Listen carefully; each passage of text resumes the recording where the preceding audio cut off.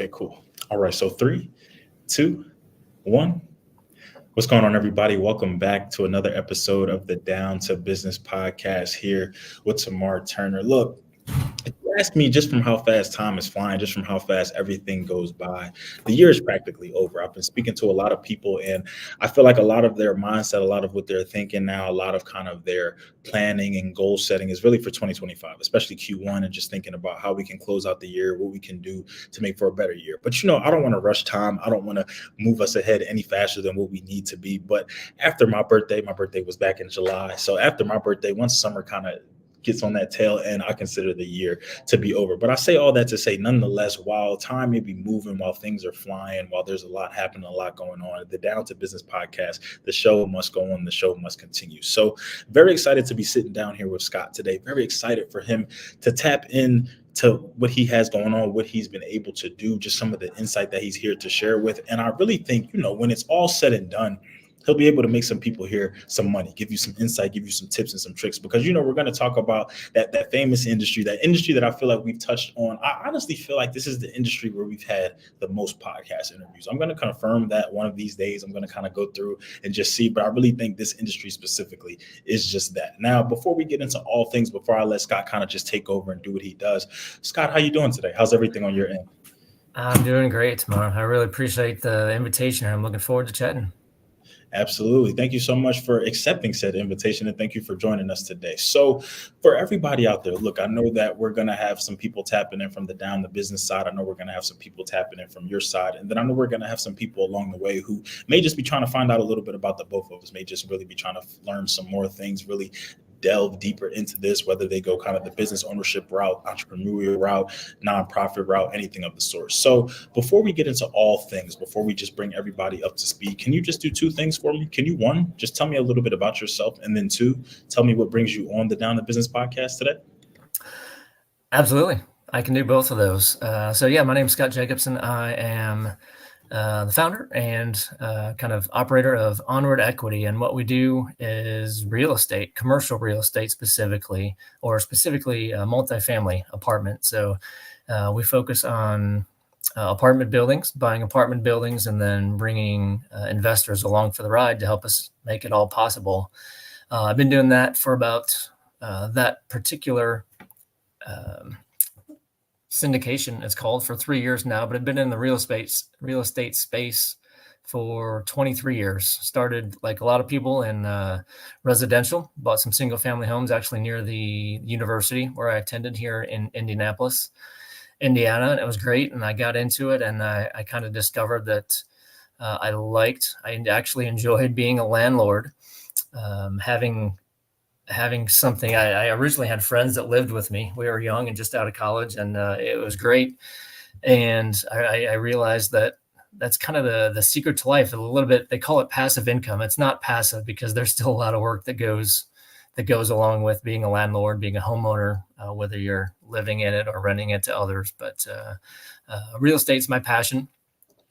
I love real estate, kind of all things about it. I do have a real job, though. I'm a CPA, and I have work as a controller for a medical sales company as well. So real estate's my full-time side hustle, a full-time hobby. So that's in a nutshell what I do. We love to travel. My family and we love to travel, get out domestically, internationally as much as possible. And the reality is that kind of the real estate side hustle is what makes most of that possible, is allows us to have the freedom, both time freedom and financial freedom, to be able to explore the country or even the world. So. Nice. I love that. I don't think I've ever heard anyone say they love being a landlord. So I know we're definitely on here today. And so really just to hear about so y'all, there we go. Big surprise. We're talking about real estate today, y'all. And like I said, I feel like, I love continuously hitting on this topic because we're always hitting up from a different perspective. The fact that we're sitting across from someone new each time just lets you know that we're not entering it the same way or thinking about things in a one-track mind, in a one-track manner. We've heard so many different things here. I've asked so many different questions. I followed up on so many just different topics that it's just like, the information is endless, but it's at your disposal. It's here for you to take advantage of. So while I love to hear what you're doing when Onward Equity, and while, I definitely do hear the beginning stages of everything, of developing everything, of really truly branding and becoming a business and everything that comes into that. But before that, I hear that even with the brand, the business itself, that's just one part. You have 23 years of real estate experience, starting as you said, with residential and going into that. So as you said, and I know you kind of even spoke to it in there, the passion that you've kind of had for real estate, was that something that was derived from anything specifically? Was it just growing up? Did you kind of just, was that as you kind of started to go to school, as you kind of just started to observe, just do different things, get into different hobbies of the sort, did you start to learn that this is really what you loved, or did something propel you into that? It's a neat question. I appreciate you asking that. So for me, I think I've always had a little bit of call it an entrepreneurial spirit. My first job was mowing yards. And so I was fortunate. I had a mower that I could use and a truck and a trailer. And I advertised. And I think at my highest, I had, 25 to 30 yards between a couple different towns in Northern Illinois where I grew up.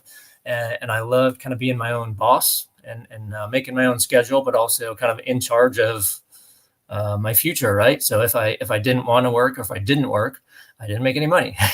Or if I didn't schedule any, didn't go out and try to earn customers, then I didn't make any money. So I think I learned, in high school as my first, I think it's my first real job anyways, that I kind of loved that kind of being in charge and have that inner drive, I guess, to I can motivate myself. I don't necessarily need to count on other people to motivate me for me, if that makes sense. But I guess to go along with that, my introduction to real estate was actually through my first professional job after college.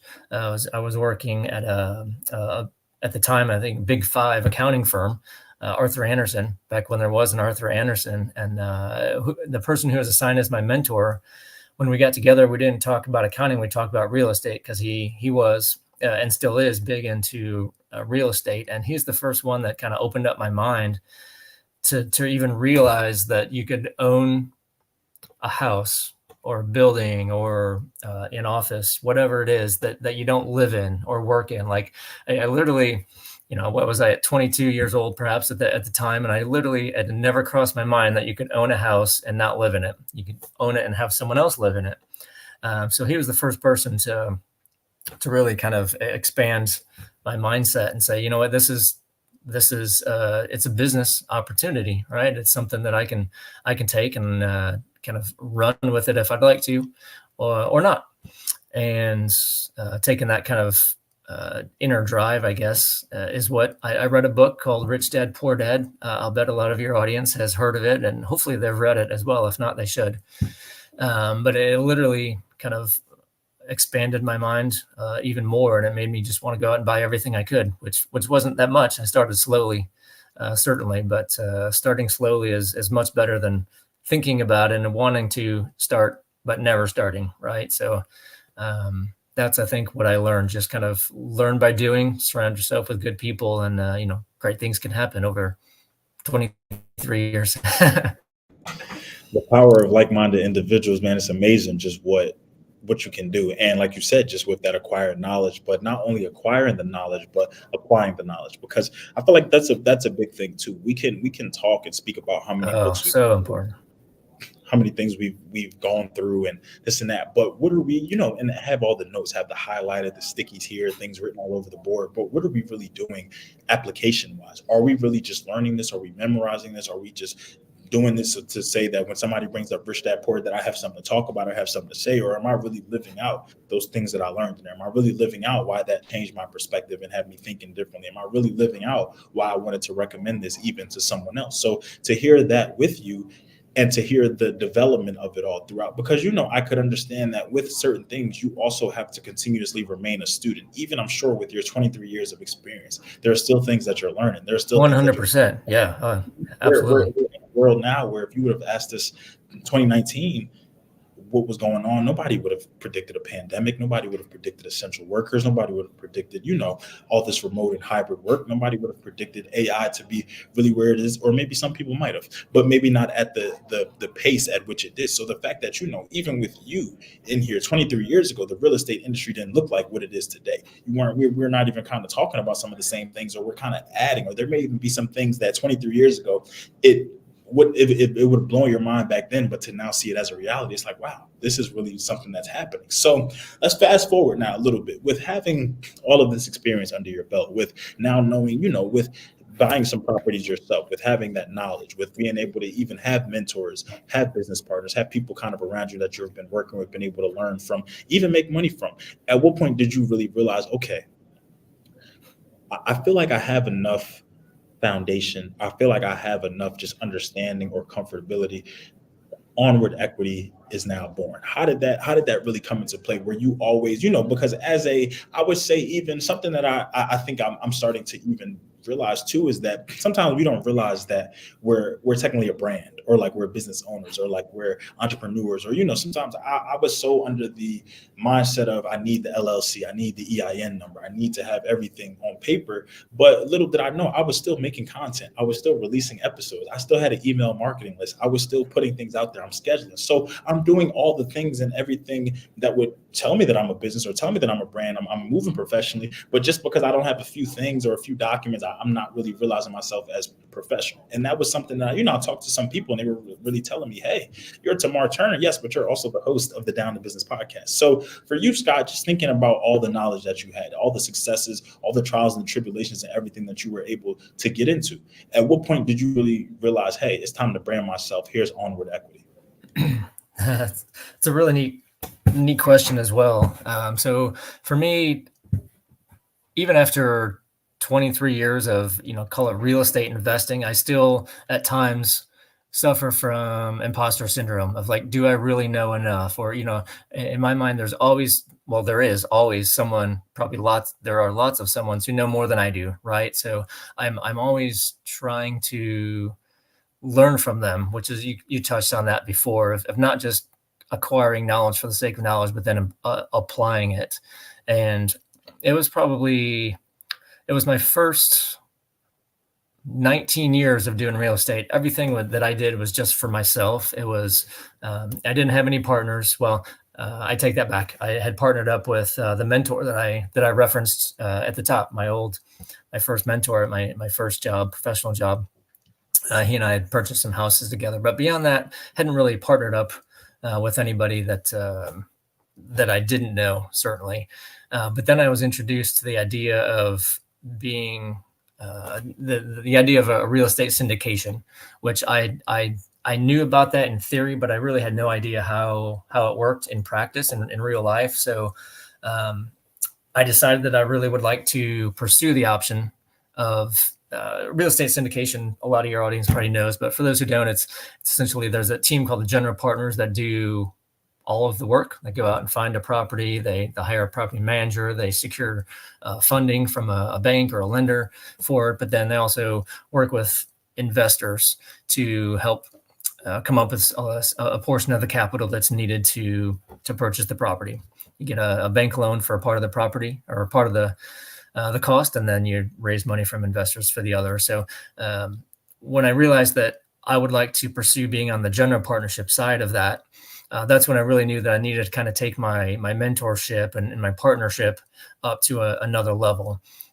So honestly, what I did is I joined a group that kind of brought me together with hundreds, if not thousands, of like-minded people from coast to coast. And that was one of the best decisions that I've ever made, because it just introduced me to so many people, so many amazing people that were very knowledgeable, very willing to share their knowledge with others. And it has opened up doors for me in the last three plus years that, on my own, I could have never opened them up myself, or it would have taken, 23 years instead of 3 years to open them, or to even figure out where the door is.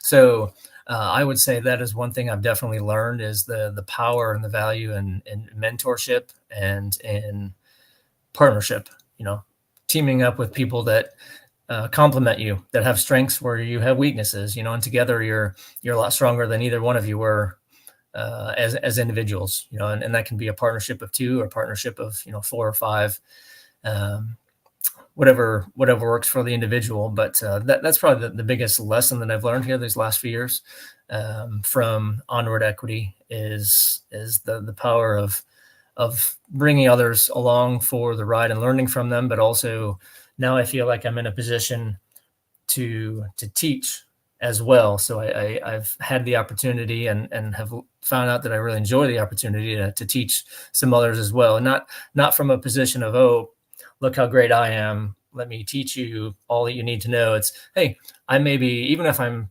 6 months ahead of someone else, or someone else is 6 months ahead of me, I can learn from them. Maybe someone else can learn from me as well. So honestly, one thing I think that I've figured out, or kind of an epiphany, is it's called the real world or the corporate world. I feel like most people don't root for their colleagues. They might not say it out loud, but I think, at least under the surface, they're not necessarily rooting for their colleague or their coworker to succeed. Because in the corporate world, I think the culture is much more of a, hey, if you win, that means I have to lose. So whether I say it out loud or not, I want you to lose because that gives me a better shot of winning. And I feel like from my experience in the real estate world, it's much more the opposite. Like, hey, why don't we just both win? Isn't that a better option? So I feel like so many people are much more willing to go out and share their knowledge with others who are eager to learn. If someone's eager to learn, then I think it's easy to find someone who's just as eager to, help teach or to partner up or whatever. Like, let's win together. Collaboration over competition. That's really what I got from all of that. But I am so why I love that response is, well, not because it was just a great response, but more so just because of the action behind it. Just the same, we can have mentors, we can have people who we look to emulate, who we want to be there, who we use them as motivation, as inspiration, as everything like that. But I also feel like, we can take a lot from different things, whether it be from learning, from spending time, from really putting in those man hours, from going behind the scenes, from really just doing your due diligence, from reading, from real life experiences, community service, anything of the sort.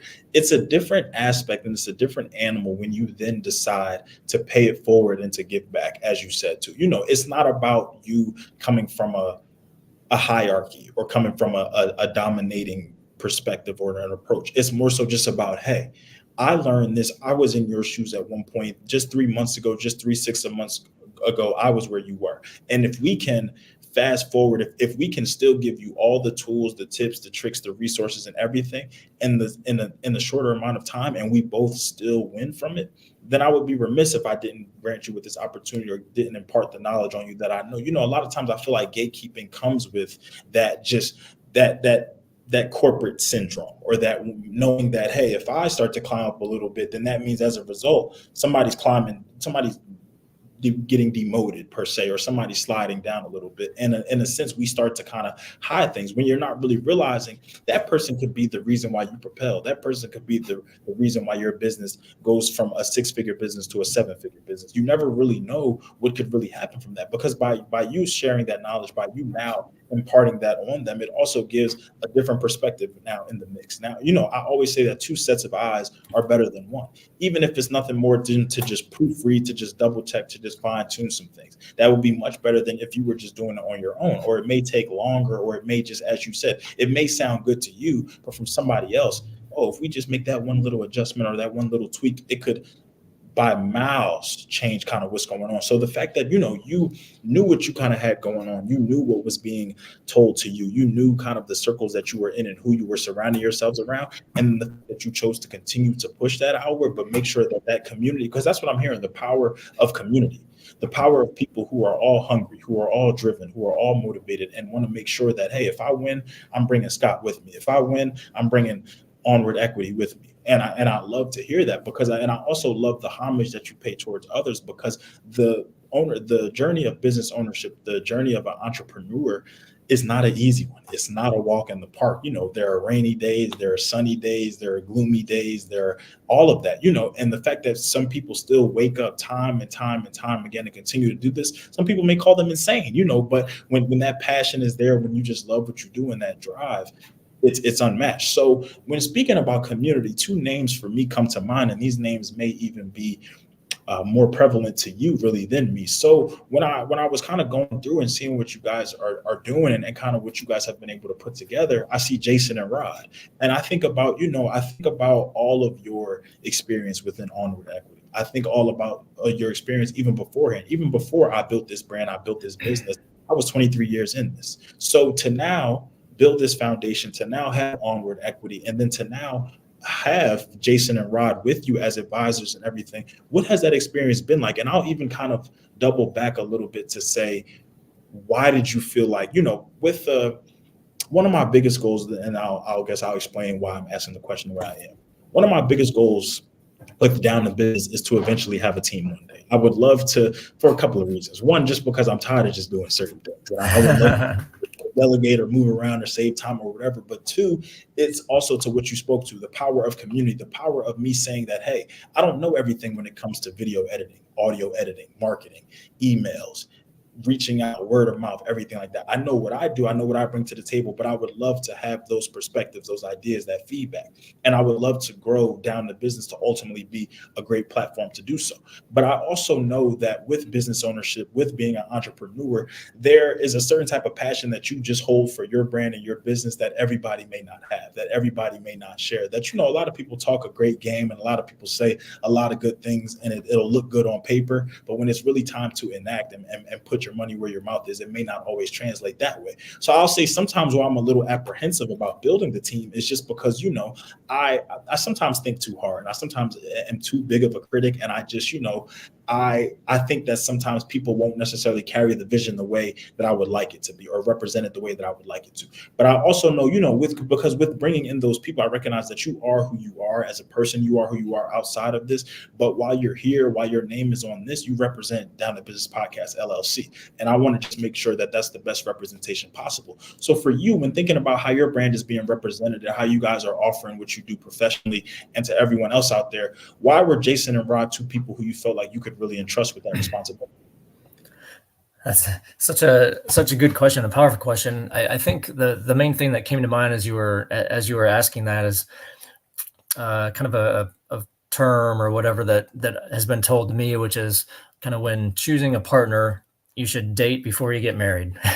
Because, and I don't mean a partner for life, I mean a business partner also. It's partnerships are easy to get out of and easy to get in. Difficult can be very difficult to get out of. And I do feel that you really need to know somebody, and you don't necessarily get to know somebody just by meeting them at a conference or seeing them on a Zoom call, whatever it might be.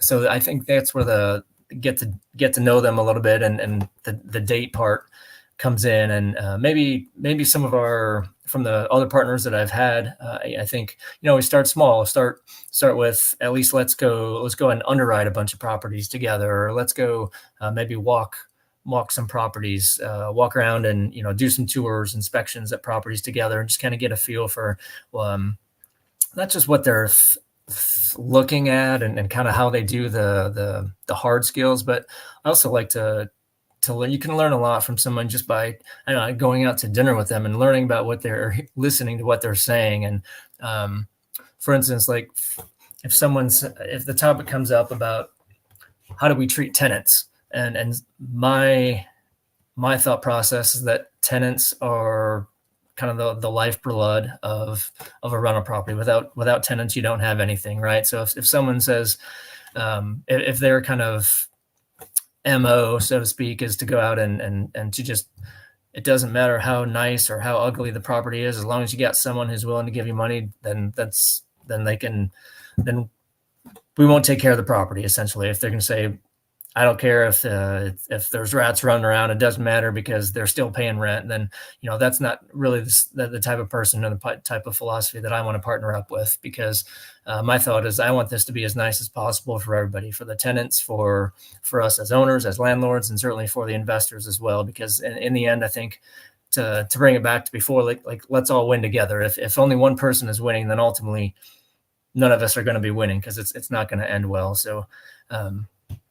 And one other thing I guess I thought of as you were asking the question is the idea of from an entrepreneurship standpoint, from a partnership standpoint. And so many people, I don't think it's necessarily specific to real estate, but just in general, so many people say, oh, I wish I could do that, or I would love to do that. I'm like, A, you can, and B, you should.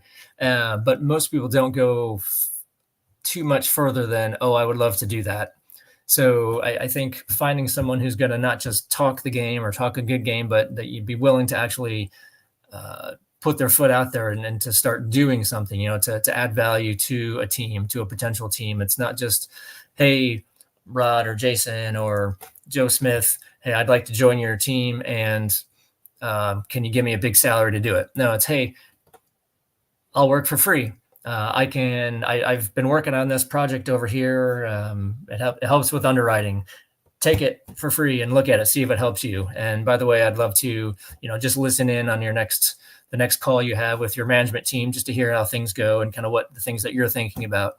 I think that takes a big, somewhat a burden off of someone else's plate. If you can say, hey, I've done a little bit of the work, use it for free, or can I volunteer with you, or can I, just kind of follow along and not take any payment. I don't expect anything besides I want to learn from you. So I think that's a good way to go in and potentially, make yourself appear or to be a good partner as well.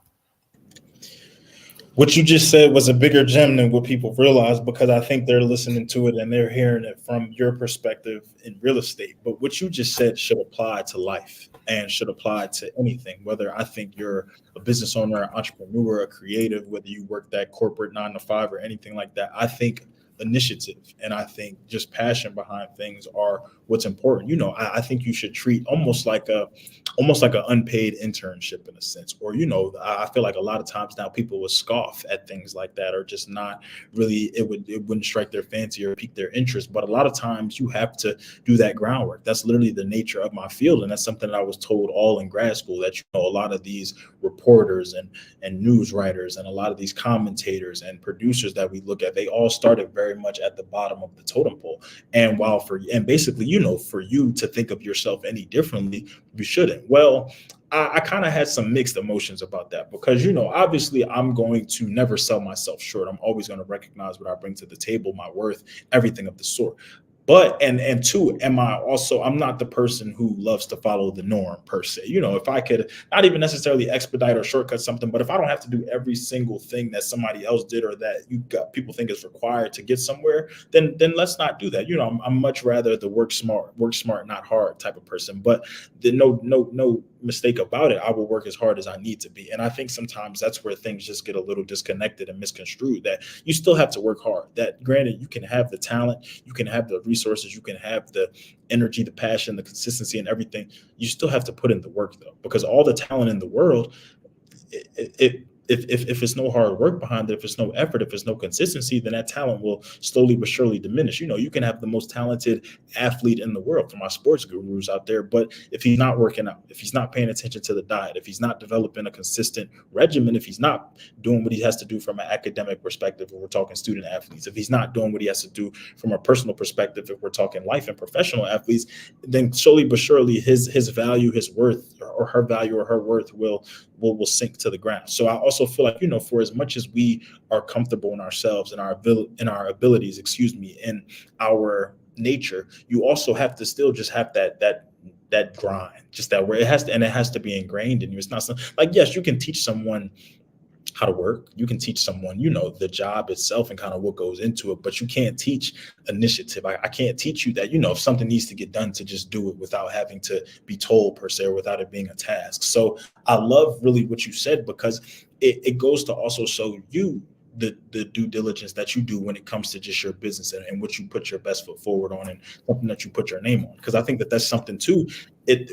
Whoever you choose to bring on, whoever you choose to work with, spend time with, bring on projects, anything of the sort, even converse with, that's a representation of you. That's a representation of Onward Equity. And a lot of times with business owners, with entrepreneurs, we kind of are on that double-edged sword because people do not differentiate the brand from the brand owner. A lot of times y'all are clumped all into one.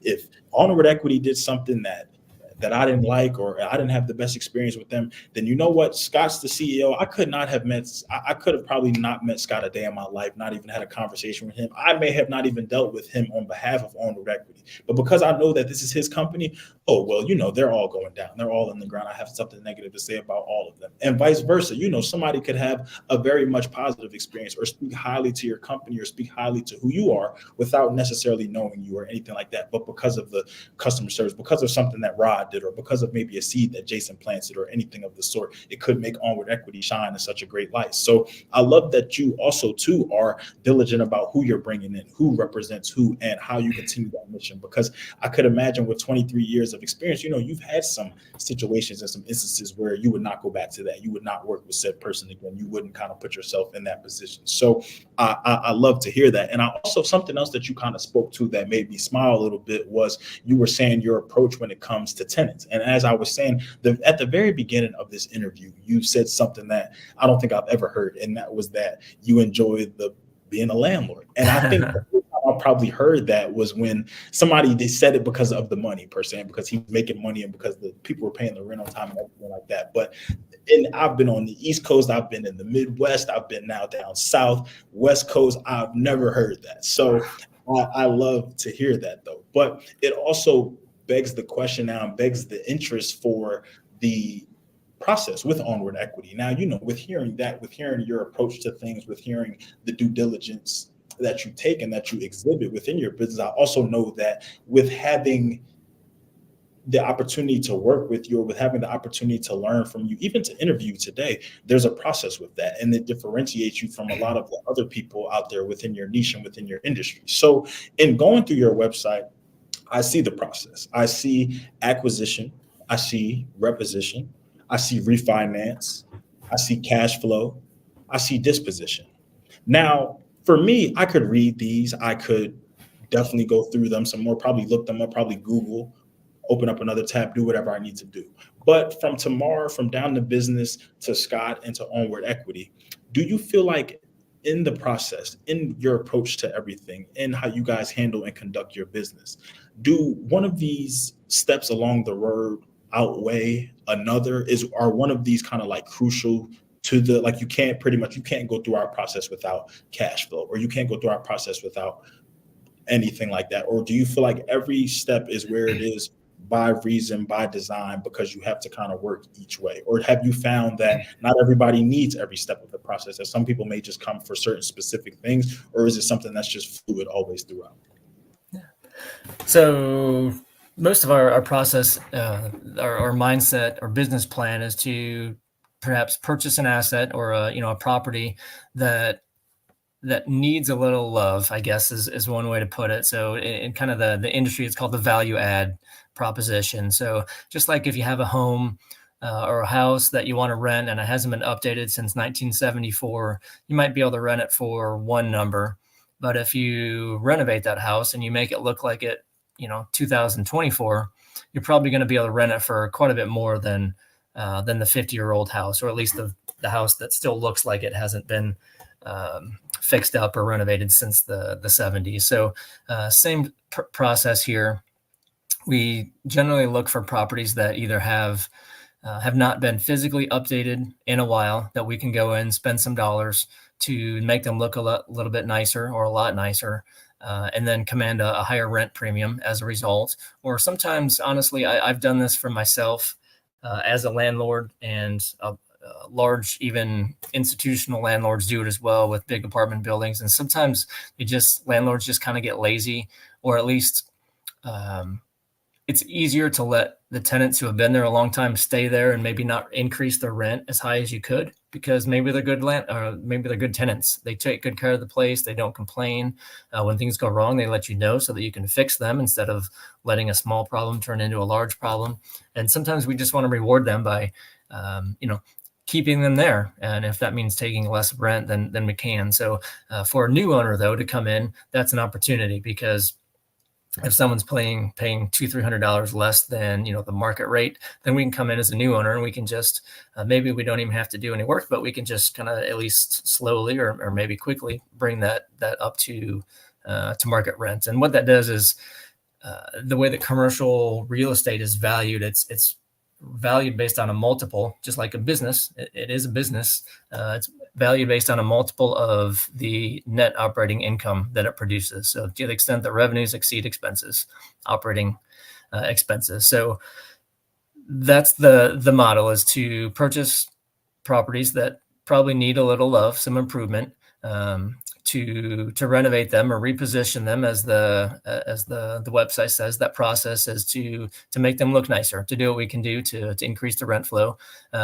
Lots of times, not always though, we'll do the refinance. Sometimes there's no reason to, or sometimes it just doesn't necessarily fit with the business plan for that particular property. Sometimes we'll just hold it and go to the cash flow stage, which is hopefully everything's going well. It's producing more cash on a monthly basis than it's requiring to operate, and that's what we use to just distribute to our investors. So I think that's, in my mind, is the most important part of the process, is being able to take care of the investors, because that was honestly, it was the biggest mental hurdle for me to get over, making the switch to kind of doing everything by myself to now I'm going out and working with partners. I'm bringing in investors to help make all these larger purchases possible.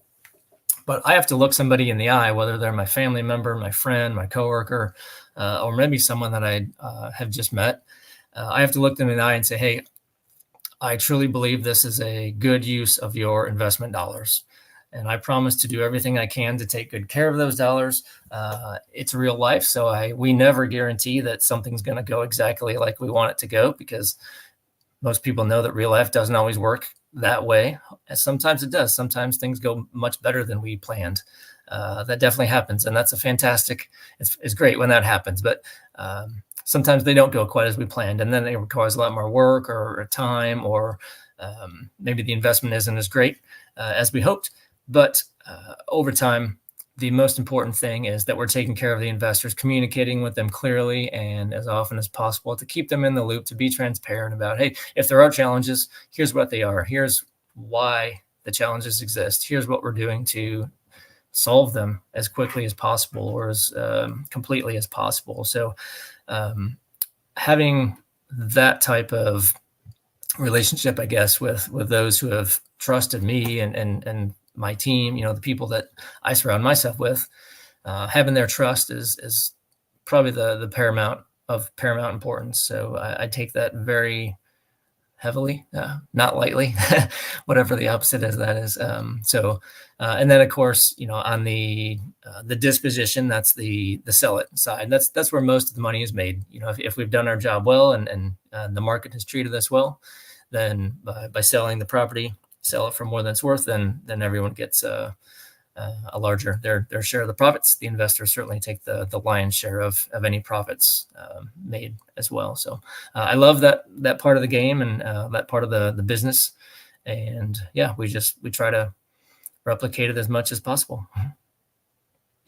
I love it, man. I love that, and I love always asking questions along those lines too, because I want everyone out there just to realize the differentiation between industries, between partners, between people, and between players. And how like you said, how, as I spoke to in the beginning, this is probably one of our most populous industry interviews, meaning like we speak to a lot of people within real estate, but how each and every time you get a unique experience, and you get, now we're talking about a process and a syndication. And whereas, that was very much new information to me, because whereas a lot of the real estate experts, gurus who I've talked to, and my apologies if any of them brought up syndication, I don't recall that, So for me, I love just taking a different approach, but necessarily the same kind of format with each one, because you're going to give me something different. We're going to talk about land flipping in one, or boots on the ground program in another, commercial here, this and that. And even if you guys are both doing commercial, you're acquiring in different places, you're acquiring different ways, you're meeting people at different places and at different spaces. So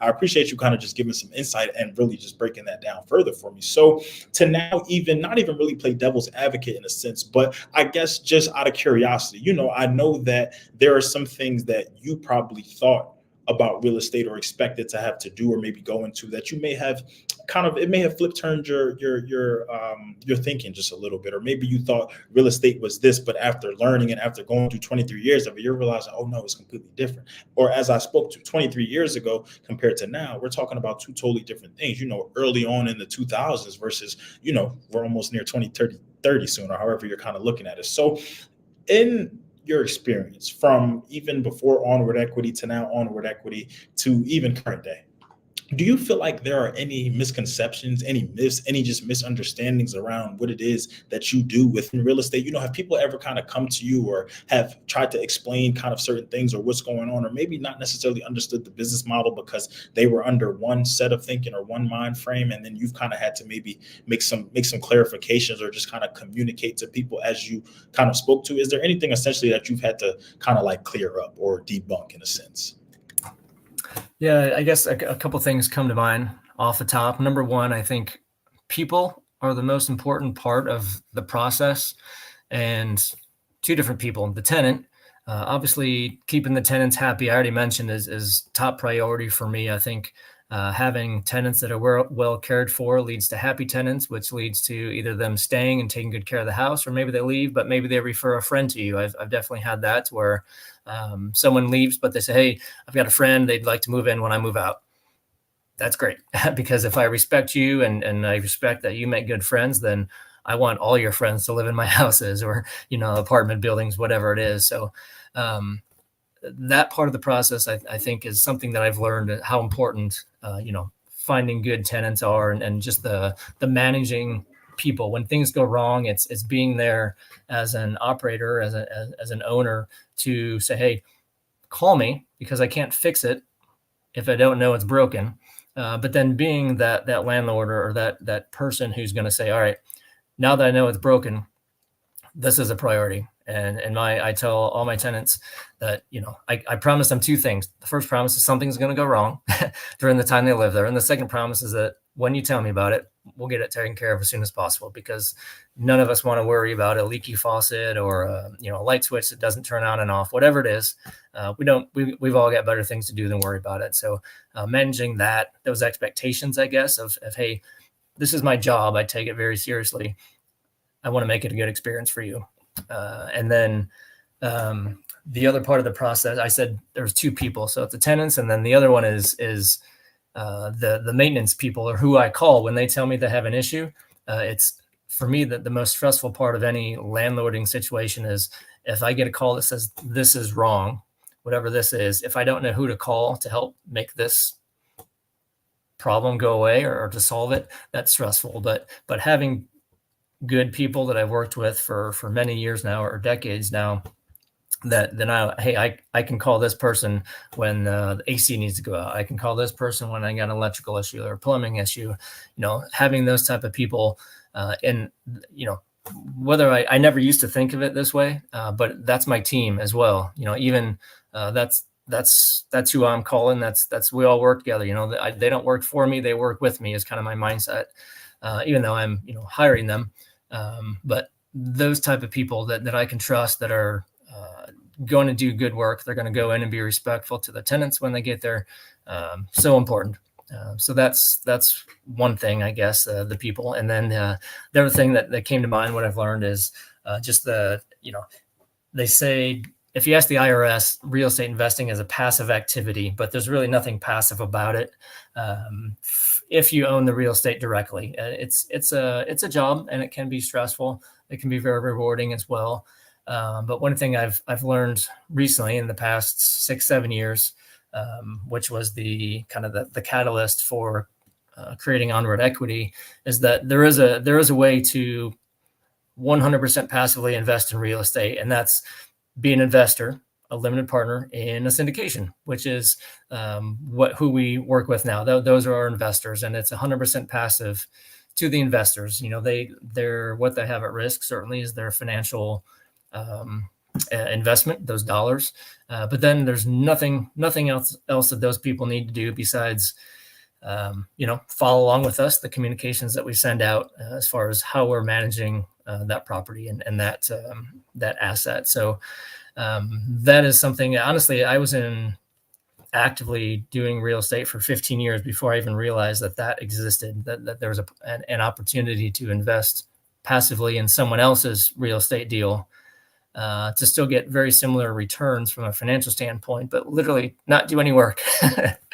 So that was definitely an eye-opening, kind of mind-expanding something to learn when I learned that, and that's where I am now, is trying to educate people on that this even exists, a syndication, which some people say, oh, that sounds risky, and in most part, I think it's because it's fear of the unknown.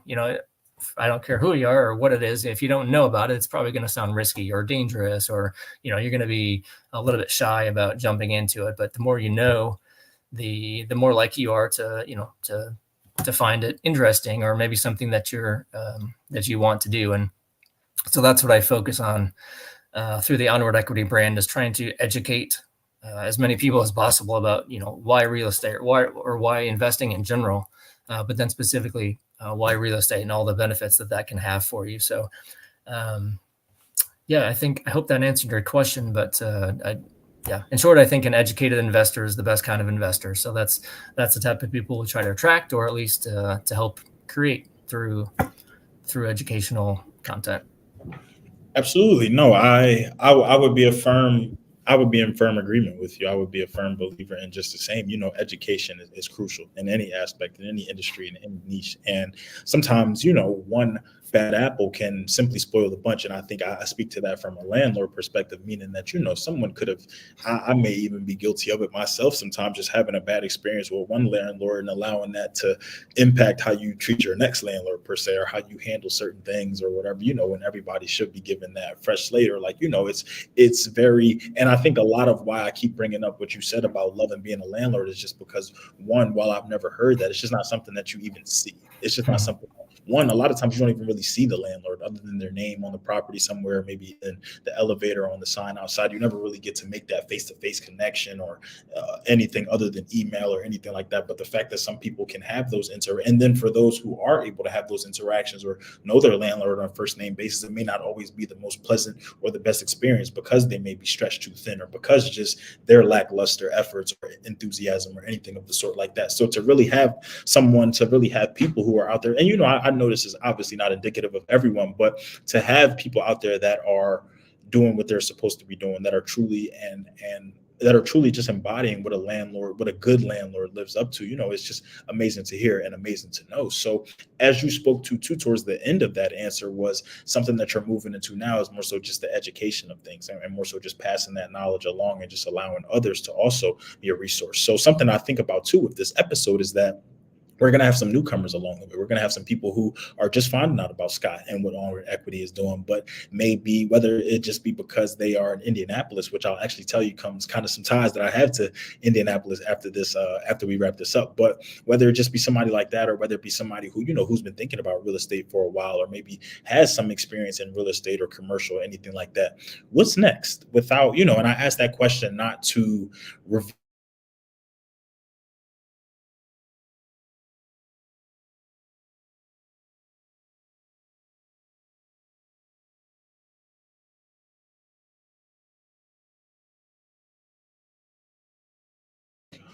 what just happened. Can you hear me? Okay, I don't know what just happened. We're gonna keep it rolling. I don't know what just happened, but no, we love to give our audience and our viewers and everybody just tapping in. Let's see. Can you hear me now? Okay, cool. So we always love to just give them something to look forward to and something to tap into and something to think about. So as you think about this journey, I spoke at the beginning of the interview about the year pretty much being over in my eyes practically. But as business owners, as entrepreneurs, as people who work in the corporate world just the same, we're always thinking ahead. We're always thinking bigger picture. We're always thinking that next moving ladder down the line. So when it comes to onward equity, when it comes to the space that you guys are in now, would you say that there's anything that you're looking forward to debuting, looking forward to experiment with any new properties or projects or new collaborations that we can be on the lookout for? We're always kind of looking for the next opportunity, the next deal. I will definitely say that. Um, Never want to be in a position to root for anyone to fail. That's absolutely not anyone's goal. But the reality is that because of the interest rate environment, most people are probably maybe all too familiar that interest rates went crazy, right, the last couple of years or so. What that means is that a lot of people could potentially be in a situation where if they had adjustable rate mortgage or debt, they could be paying a lot more now than they can afford if they ever planned on paying from a monthly mortgage payment standpoint. So I say all that to mean there's opportunity. There's going to be opportunity to not take advantage of someone when they're down, but to come in and maybe be a life raft or a life jacket when they're drowning type thing. So I think I am excited about what the rest of this year is going to bring. And as we get into 25, I think there's going to be opportunity. And I'm really just focusing on kind of what we've talked about this whole chat so far, is aligning myself with the right people so that when opportunities present themselves, I'm in a good position to take advantage of that. And that comes from both the partners on the general partnership side of the business, but also finding like-minded individuals who are interested in, potentially being an investor in a syndication or, in an apartment building like that. So the more of those type of people that I can speak with and try to, help them figure out why this could resonate for them and be a good opportunity for them and their family, then that's fantastic as well. And together we all then go into the next opportunity and live happily ever after. No, I'm just kidding. There's a lot of work that comes that makes everything possible. But I guess that's what I'm looking for. Is just I know there's going to be opportunity and trying to put myself in the right position to take advantage of it when it comes. You made it sound so simple. I thought it was really just that easy. It just happily ever after, and we just call it quits, and that's it. But no, I'm excited. I'm excited really just to because we always, I'm excited where I meet people in the journey, and I feel like it's very intentional and it's very by design that we do. And I feel like we meet companies exactly where we need to. One, just to be able to kind of see what happened to be able to get to this point, but now what's happening and then what's going to happen to see kind of where they go. So I'm always very just emphatic about where businesses are, where people are, but I'm also very just, I guess, eager to see kind of what's to come. Or, as like I said, as business owners, entrepreneurs, we're always thinking about that next step, those next 2 steps, 5 steps, 10 steps, So whereas, we can talk about a lot of kind of what's happening and what's going on, when we end this interview, there are things behind the scenes going on for onward equity. There are things going on behind the scenes for down the business. So I'm loving to see it, but I'm also just encouraging my followers, my audience, whether you tapped in with us today. We've been getting a lot of feedback on Facebook and YouTube, but however you tapped in with us, however you're hearing this interview, take advantage of Scott, take advantage of the network, take advantage of the education that he's willing to provide. There is a lot of just misinformation, apprehension, even just confusion around real estate, around the industry, around commercial, residential, around land flipping, around Airbnb, around whatever you may want to do, and I feel like sometimes we just need to just slow down, just maybe get our questions answered per se, not necessarily take everything that we get from these gurus or these YouTube universities, and sometimes really just talk to real life experts. And I think Scott has done a great job today of just giving insight into what he's done, his experience, his foundation that he's built, but also what Onward Equity's approach to everything is, where they want to meet you, how they want to take care of you, and what they also want to ensure you of moving forward, so that this can be a win-win situation. Because at no point here did I get the impression or the notion that Scott is really trying to sell me on something, or really trying to get something out of me. It's more so just, hey, I want to make sure you don't have to make the same mistakes that I made, or maybe you have to go through 23 years to get to this point, but still feel well versed and still feel experienced and still be able to speak to that experience just the same. So I love to see everything that you guys are doing. Scott, again, I thank you for the time today, for joining me, for bearing with me even through whatever was just going on. I think the between the tropical storm and the hurricane here, they're trying to throw all different types of things and elements at us, but we're holding strong on down to business. But before we officially close out, arguably the most important part of the interview, I like to call it the call to action. It's more so when it comes to finding out about you, finding out about Onward Equity, following along the journey, everything like that. When it comes to social media, websites, best places to reach you or contact you, can you just give us everything you have in that regard? I can. Yeah, thank you for that opportunity. So certainly I'm on Facebook just as Scott Jacobson. I'm on LinkedIn as Scott Jacobson, but Onward Equity have a website, and that's probably the best way I would suggest someone to get in touch with me if you're interested. The website is onward-equity.com. And when you visit the website for the first time, there should be a pop-up there, and it's going to ask you if you want a copy of an ebook that I wrote that's called The Top 10 Reasons to Be a Real Estate Syndication Investor. And I say this humbly, even though it's a self-plug. I really believe that it was written for someone who maybe doesn't know a whole lot about what a syndication is, or maybe why real estate investing in general. So with that in mind, I think it does a good job of kind of laying down a good framework of why real estate investing, and what perks or benefits does this have for me that the stock market just doesn't have. So if you put your name and email address in there, what it's going to do, it's going to send you a link to download that ebook, but it's also going to put you on my mailing list for full disclosure. And what that's going to do is it's going to I send out an email once a week, or at least every other week. I try every week to send out something educational. Again, maybe it's investing in general, maybe it's specifically geared towards real estate. And then that's the list I also use when the time comes, when we have an active investing opportunity. Those are my people. So those are the people that I share the opportunity with, and open up the opportunity to them to invest if interested. So I would love to talk to your listeners and just share with them about real estate. I think it's a fantastic hobby or even profession for those who are so inclined. So, yep, love the chat.